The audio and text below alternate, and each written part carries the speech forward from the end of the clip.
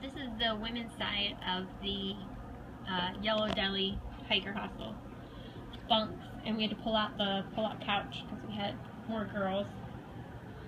There's fitted sheets on the bed, clothes you can wear while your laundry's getting done. They have towels and everything for you. Nice little bathroom, and then 2 showers for you. So it's a nice little area. I feel kind of weird because for the past 100-something days I've slept right next to Hummer, and we're separate now, and because the guys have their own little separate area than the women, and we just said goodnight and I'm all alone, and it's the first time in a while I've been that way, so it just feels weird. But we're going to Zero tomorrow and try to work first day, so we'll see how that goes.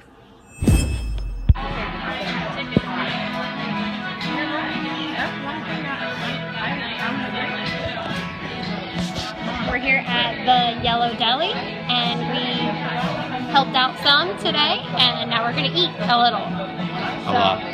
A lot.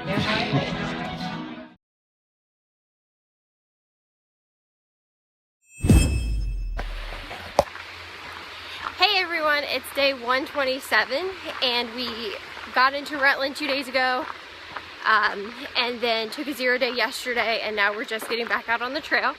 We stayed at a place called the Yellow Deli hiker hostel, and it's run by a 12-tribe spiritual community, and they are amazing. We knew nothing of their lifestyle or the people they were, and they're really about love and kindness, and they just really want to help hikers out. So it was really cool that they just took us in. We did a work first day, which we had never done either, and it was pretty easy. We just cut up some lettuce, and I prepped some scallions and pickles, and then I swept. So Hummer and I worked down there for like 2 hours, and then I went back down for an hour and just helped out.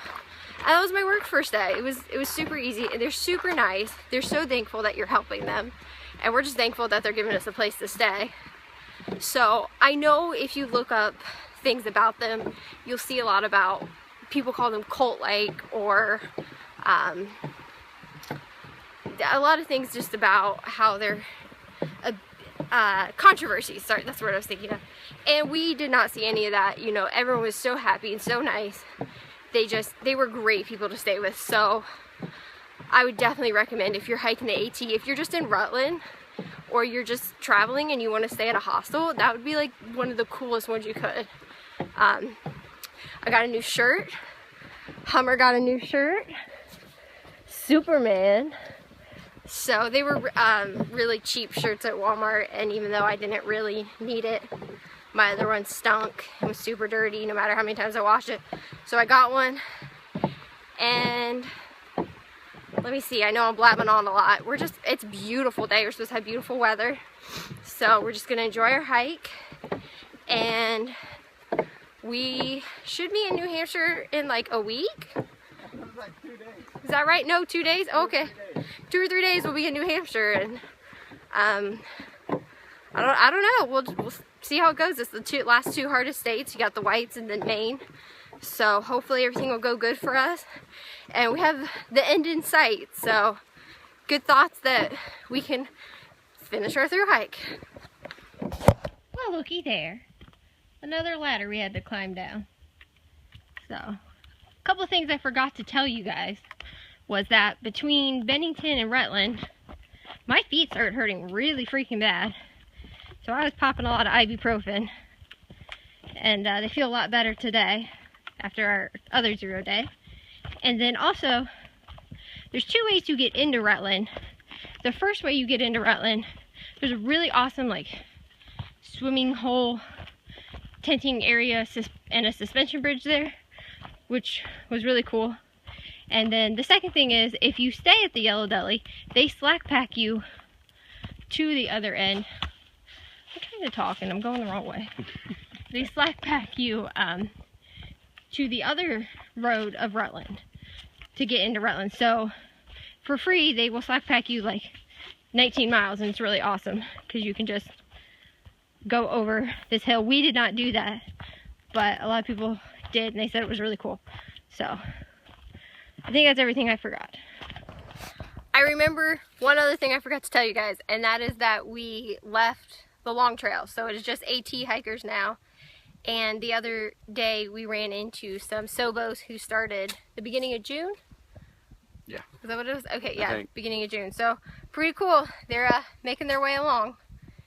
And now I think that's it. Haven't seen some of these in a while. There's one right there, right beside me. As long as they stay over there, we're good. Trail goes this way. There's a lot of ups and downs today. It looks like a mini roller coaster. It's probably not going to be one of the funner days on the trail, but we got up early and it's still cool. And it hasn't rained in a while, so there's not a lot of mud. So we should be good to go. Hey guys, it's day 128 on the trail, which means it's July 17th already. I have a wonderful little spiel, and for it, I have the camera pointed the other way so you guys can check out the scenery. I want to let you know that between Mount Stratton and Mount Killington is really beautiful through there. That's a beautiful part of Vermont. Really enjoyed that hike. We did an 18-mile day between, what was it? Manchester, sorry. A couple miles before Manchester to Rutland, and that was just a really awesome hiking day. Really loved all the scenery, and we had beautiful weather, so definitely really cool section of Vermont if you want to check that out. When you're hiking, when the LT and AT are together, there are a few shelters that have a fee. It's like a $5 fee whether you stay in the shelter or tent. So keep that in mind. There are plenty of shelters that you don't have to stay at that one if you plan ahead, because we skipped through all of them. But apparently if you pay for one and take your receipt with you, AT hikers only have to pay once, and then you can just use that receipt and stay at any of them. So we also know that there are some fees through the whites, that if you stay at a shelter or tent, there's like an $8 fee. And there's these huts that you can stay at, but they're anywhere between $70 and $125. And the first two hikers who get to the hut can do a work first day option, but it's only the first two, so you never know where you're at or where other people are at, who's going to be staying there. So a little curious how that's going to work. We'll figure that out more when we get there. This is going to be feeling time. I'm going to share my feelings with you guys. First off, I'm very nervous about the whites. It's, you know, a lot of the last two states, New Hampshire and Maine, you came all this way, but they are the hardest states. The whites are brutal.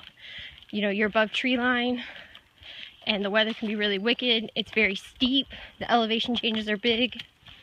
The trail zigzags between 20 other trails, and people get lost a little.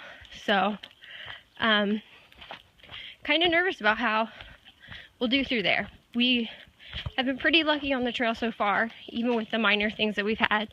You know, it hasn't been anything serious or permanent damage, so I don't know, fingers crossed that our good luck just keeps going. Secondly, we have about a little over 5 weeks left. Today will be around 450 miles of the trail left, so it's going to really be crunch time. So Ryan and I are really trying to just enjoy the trail and enjoy our last little bit of being out here. And it just seems like it forever. We were like, oh, we still have months to go and hundreds of miles, and now the end it's really getting real for us. So just trying to enjoy being out here and everything that the AT has to offer. Third feeling I kind of already talked about was that staying at the Yellow Deli hiker hostel, a lot of hiker hostels are separated male and female, but we hadn't stayed at one that has been, so it was really weird to not be around Hummer all the time. I mean, we hung out in the common area, in the patios, and down in the restaurant, but just before bed, or just when we had some downtime, we weren't together, and it's kind of a glimpse of what it's going to be like when we get back home. And then lastly, being separated male and female was really weird because I don't really consider myself a female thru hiker. I just consider myself a thru hiker. And most of the time on the trail, you're separated hikers and non-hikers. And whether there's females all at the shelter or it's all males at the shelter or what, like, it never changes how I feel. I never look at these people as male or female. I just look at them as, okay, you're an LT hiker, you're an AT hiker, you're a section hiker. So it was really weird to be categorized just off my gender. It was like almost maybe how like a transgender or people who go through identity problems are, they feel like they have to fit into an A or B, and really you feel like a C, and that's just kind of how it felt. So it was just different. So that's it. That's all my feels. Thanks for listening to my spiel, and thanks for watching. Okay, everyone, we just ran into a Sobo who asked me if I was on YouTube and said he's watched my videos. So I feel like a celebrity. But I'm still working on what to say to you guys when you say, oh, I watched your videos. Because usually, if you said that to me in my everyday life, I'd probably be a little nervous. Like, oh no. Because I've done a lot of dumb things in my life, and some of them have ended up on a video. And if you're my parents or grandparents watching this, don't be too concerned. It's okay. You have no surprises coming at you. But it's July 17th. It was around a little before 3 o'clock. It would have been about mile 455.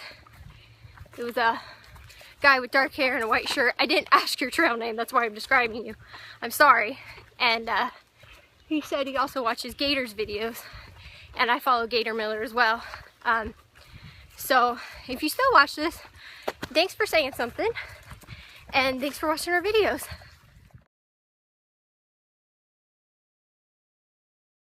Okay, so yesterday we passed 3 different places that had drinks. 2 places had Coke and 1 had Diet Coke, and there was water at all of them. And then today, coming down Elm Street, we hit some Trail Magic just right up the road here. Had Oreos and Coke, and then we kept going, and no further than not even 0.1, some more Trail Magic. So you guys in Vermont, this section, or Elm Street's awesome.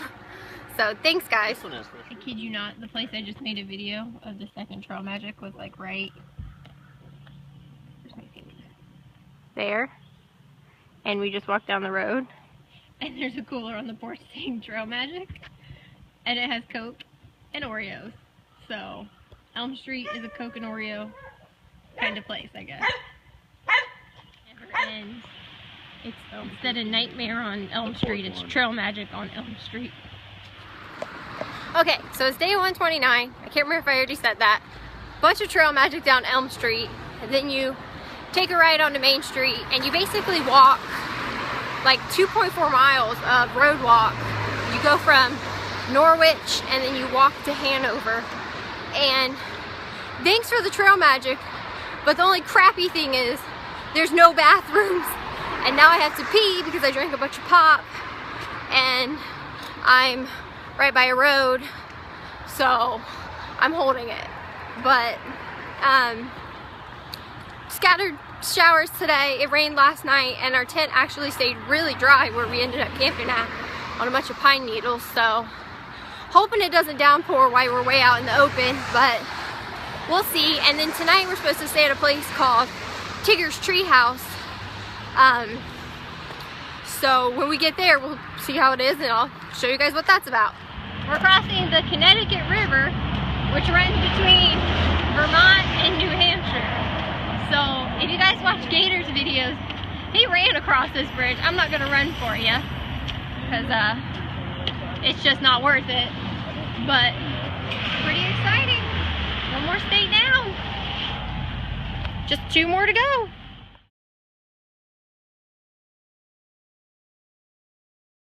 In Hanover, if you stop at the Brick and Brew pizza place, they give you a free slice of cheese pizza for AT thru hikers.